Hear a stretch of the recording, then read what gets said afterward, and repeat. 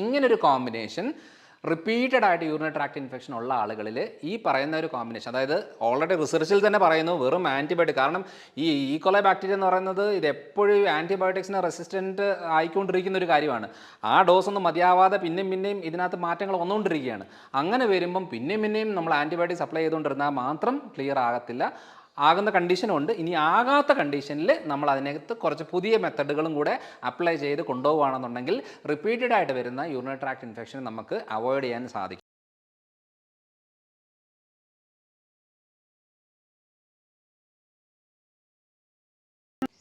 Hello everyone, I am doctor Manoj Johnson, lifestyle physician, John Marian hospital, പാല.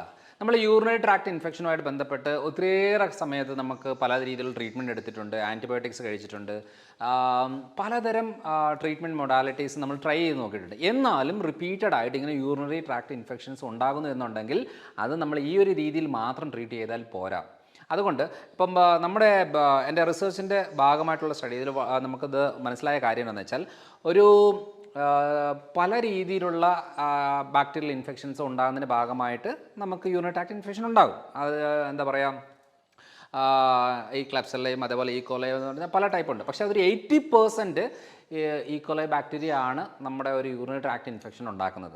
അപ്പം പൊതുവെ എന്നാന്ന് വെച്ചാൽ നമ്മളൊരു യൂറിനറി ട്രാക്ട് ഇൻഫെക്ഷൻ്റെ ഭാഗമായിട്ട് എന്താ പറയുക, നല്ല രീതിയിൽ മൂത്രം ഒഴിക്കുമ്പോഴുള്ള പുകച്ചിലുണ്ടാകുന്നത്, ബേണിംഗ് മിച്ചുറേഷൻ ഉണ്ടാകുന്നത്, ചിലപ്പോൾ ബ്ലഡ് പോകുന്നത്, ചിലപ്പോൾ ഈ അടിവയറ്റിൽ വേദന ഉണ്ടാകുന്നത്, നടുവേദന ഉണ്ടാകുന്നത്, ഈ ഉള്ളിലുള്ള പനി ഉണ്ടാകുന്നത്, അങ്ങനെ പല രീതിയിലുള്ള കാര്യങ്ങൾ ഈ പറയുന്ന യൂറിനറി ട്രാക്ട് ഇൻഫെക്ഷൻ്റെ ഭാഗമായിട്ട് നമുക്ക് ഫീൽ ചെയ്യാറുണ്ട്. അപ്പോൾ അങ്ങനെ ഫീൽ ചെയ്യുന്ന ഭാഗമായിട്ട് നമ്മൾ പോയിട്ട് ഒരു ഡോക്ടറെ കണ്ടു കഴിയുമ്പോഴത്തേനും യൂറിനറി ട്രാക്ട് ഇൻഫെക്ഷൻ മനസ്സിലായി കഴിഞ്ഞാൽ ആദ്യം ചിലപ്പോൾ ഭൂരിഭാഗം സാഹചര്യങ്ങളിലും ആൻറ്റിബയോട്ടിക് തരും. അപ്പോൾ ആൻറ്റിബയോട്ടിക് കഴിക്കും.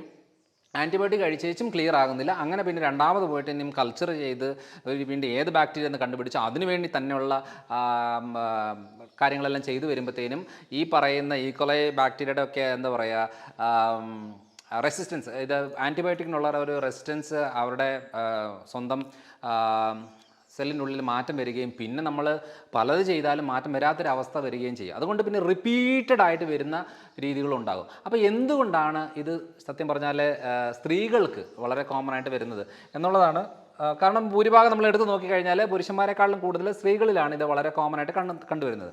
അത് അവരുടെ സ്ത്രീ ശരീര ശാസ്ത്രത്തിൽ നമുക്ക് ക്ലിയർ ആയിട്ട് മനസ്സിലാവുന്ന കാര്യം എന്ന് വെച്ചാൽ, നമ്മുടെ ഒരു റിപ്രൊഡക്റ്റീവ് ഏരിയയിൽ വജൈനയും നമ്മുടെ ഏനസുമായിട്ട് അധികം ഗ്യാപ്പില്ല, വളരെ അടുത്താണ്. പിന്നെ നമ്മുടെ മെയിൽ റിപ്രൊഡക്റ്റീവ് ഓർഗൻ പോലെ പ്രൊജക്ഷൻ ഇല്ലാത്തത് കൊണ്ട് വളരെ ഈസി ആയിട്ട് മലദ്വാരത്തുനിന്ന് ഈ പറയുന്ന ഈക്കോലൈ ബാക്ടീരിയകൾ വെജൈനൽ ട്രാക്കിലേക്ക് കയറുകയും യൂറിനറി ട്രാക്കിൽ വന്ന് ആ പ്രശ്നങ്ങൾ ഉണ്ടാകുകയും ചെയ്യുന്നതാണ്. ഇതാണ് കോമൺ ആയിട്ട് നമ്മൾ എത്ര ഹൈജീനിക് ആയിട്ട് നമ്മൾ ചെയ്തു എന്ന് പറഞ്ഞാലും ഈ പറയുന്ന കുടൽ ഗട്ട് തൊട്ട് അത് യൂറിനറി ട്രാക്റ്റിലേക്ക് വന്ന് കയറുന്ന ഒരു കണ്ടീഷനാണ് വളരെ കോമൺ ആയിട്ട് വരുന്നത്. അതുകൊണ്ടാണ് സ്ത്രീകളിൽ കൂടുതൽ ഈ പറയുന്ന ബുദ്ധിമുട്ടുകൾ ഉണ്ടാകുന്നത്. അപ്പോൾ പറയുന്ന പോലെ ഈക്കോലൈ ആണ് ഞാൻ നേരത്തെ പറഞ്ഞ പോലെ ഒരു 80% നമ്മുടെ ബാക്ടീരിയൽ ഇൻഫെക്ഷൻ ഉണ്ടാക്കുന്നത് ഈക്കോലൈ ബാക്ടീരിയ ആണ്. അപ്പോൾ ഈക്കോലൈ ബാക്ടീരിയ എന്ന് പറയുന്നത് നമുക്കത് കൾച്ചർ ചെയ്താൽ ക്ലിയർ ആയിട്ട് മനസ്സിലാവും. എന്നാലും കോമൺ ആയിട്ട് വരുന്ന ഒരു കണ്ടീഷൻ ആയതുകൊണ്ടാണ് ഞാനത് മെൻഷൻ ചെയ്തത്. പക്ഷേ വേറെ ബാക്ടീരിയാസ് ഉണ്ട് യൂറിനറി ട്രാക്ട് ഇൻഫെക്ഷൻ ഉണ്ടാക്കുന്നത്. ഇതൊരു സ്റ്റഡി എന്ന് പറയുന്നത് ഈ ഈക്കോലൈ ആണ് ഏറ്റവും കൂടുതൽ യൂറിനറി ട്രാക്ട് ഇൻഫെക്ഷൻ ഉണ്ടാക്കുന്നത് എന്നുള്ളത് ഒരു സ്റ്റഡിയാണ് പറഞ്ഞേക്കുന്നത്. അതേപോലെ തന്നെ ഈ ഒരു സ്റ്റഡിയിൽ പറഞ്ഞേക്കുന്നത് urinary tract infections caused by uropathogenic Escherichia coli strains, new strategies for an old pathogen. അതായത് സാധാരണ രീതിയിൽ നമ്മൾ ഈ ആൻറ്റിബയോട്ടിക്സ് മാത്രം എടുത്തുകൊണ്ടിരുന്നാൽ ഒന്നും ക്ലിയർ ആകുന്ന ഒരു കാര്യമല്ല. അത് ആകും, പക്ഷേ റിപ്പീറ്റഡ് ആയിട്ട് വീണ്ടും ഉണ്ടാകുന്നതാണ്. അപ്പോൾ അങ്ങനെയുള്ള ആളുകളിൽ നമുക്ക് എന്ത് ചെയ്യാൻ പറ്റും, അതായത് നോർമൽ ഇത് മാത്രമല്ലാതെ പുതിയ സ്ട്രാറ്റജികൾ എന്താണ് അപ്ലൈ ചെയ്യാൻ പറ്റുന്നത് എന്നുള്ളതാണ് ഈ സ്റ്റഡിയിൽ ഫുള്ളായിട്ട് എക്സ്പ്ലെയിൻ ചെയ്ത് ജസ്റ്റ് ഇത് കാണിച്ചതേ ഉള്ളൂ. അപ്പോൾ അങ്ങനെ ചെയ്യുമ്പോൾ നമുക്കതിന് കുറച്ച് സ്ട്രാറ്റജികളുണ്ട്. ആ ന്യൂ സ്ട്രാറ്റജി എന്തൊക്കെയാണെന്നുള്ളത് അത് ഞങ്ങൾ ഇംപ്ലിമെൻറ്റ് ചെയ്യുന്ന കുറച്ച് കാര്യങ്ങളാണ്. അത് ഞാൻ പറഞ്ഞുതരാം. അതായത് സ്ഥിരമായിട്ട് നമ്മൾ ആൻറ്റിബയോട്ടിക് എടുക്കുന്നവരാണ്, സ്ഥിരമായിട്ട് യൂറിനറി ട്രാക്ട് ഇൻഫെക്ഷൻ വരുന്നവരാണ്, ബുദ്ധിമുട്ടുണ്ടാവുന്നവരാണെന്നുണ്ടെങ്കിൽ നമ്മളത് അത് ഓക്കെ, ആൻറ്റിബയോട്ടിക്സ് എടുക്കുക, ട്രീറ്റ്മെൻറ്റ് എടുക്കുക, അതെല്ലാം ഓക്കെ. പക്ഷേ അതല്ലാതെ നമുക്ക് വീണ്ടും വരാതിരിക്കാനും വന്നത് നമുക്കൊന്ന് മാനേജ് ചെയ്യാനുമായിട്ട് ഏറ്റവും നല്ലൊരു ഓപ്ഷൻ എന്ന് പറയുന്നത് ഈ കുറച്ച് മെത്തഡുകളാണ്.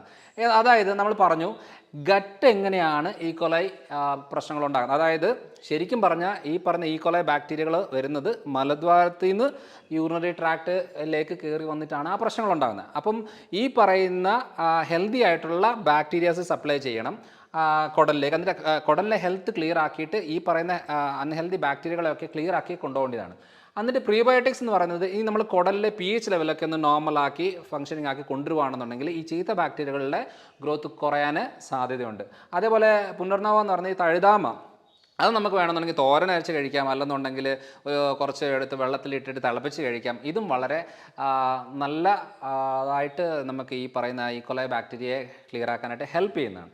അപ്പോൾ അതേപോലെ ട്രിബിലസ് എന്ന് പറയുന്നത് ഞെരിഞ്ഞിൽ എന്ന് പറയും. അത് നമുക്ക് എല്ലാവർക്കും അറിയാം, അത് വെള്ളം തിളപ്പിച്ച് കുടിക്കാനൊക്കെ പറ്റുന്ന ഏറ്റവും ബെസ്റ്റ് കാര്യമാണ്. കാരണം ഇതൊക്കെ നമുക്ക് ഈസി ആയിട്ട് ഈ ഗട്ടിലുള്ള കുടലിലെ കണ്ടീഷൻ ക്ലിയർ ആക്കാനും ഈക്കോലൈ ക്ലിയർ ആക്കാനായിട്ട് ഹെൽപ്പ് ചെയ്യുന്നതാണ്. അതായത് റിപ്പീറ്റഡ് ആയിട്ട് ഇങ്ങനെ പ്രശ്നം വരുന്നവർക്കുള്ള കാര്യമാണ് ഞാൻ പറഞ്ഞത്. ഇനിയും ഇതിൽ ഇല്ല എന്നാലും വേറൊരു ഇടം കൂടെ പറയാം. നമുക്ക് ആപ്പിൾ സിഡർ വിനെഗർ നമ്മൾ അറിയാമല്ലോ.